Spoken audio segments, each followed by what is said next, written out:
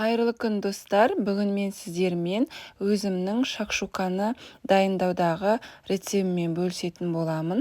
Ерекше дәмді тағамдардың бірі, оңай әрі тез дайындалады, әрі өте дәмді болып шығады. Ал кеттік.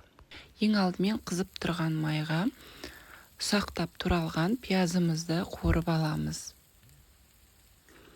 Қуырылған пияздың үстіне дәл осылай ұсақтап туралған тәтті бұрышымызды саламыз.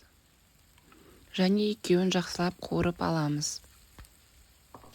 Келесі дәміне қарай әртүрлі дәмдеуіштер қоссаңыздар болады. Тұздап, бұрыштап, осы кезде міне видеода көріп тұрғандарыңыздай тұзын бұрышын салып, өте ұсақтап туралған қызанақтарымызды саламыз. Қызанағымыз согын бөлгенше 1-2 минут жақсылап қайнатып аламыз. Негізі көп рецепттерде қызанақтың сыртқы қабығын алып тастап, ортасын ғана қосады, бірақ маған барлығын бірге қосқан ұнайды. Қызанақ согын бөле бастаған кезде үстіне жұмыртқаларымызды жарып қосамыз да, және де осылай сырдың бөліктерін қосып шығамыз, яғни ірімшігіміздің. Мендегі сыр моцарелла.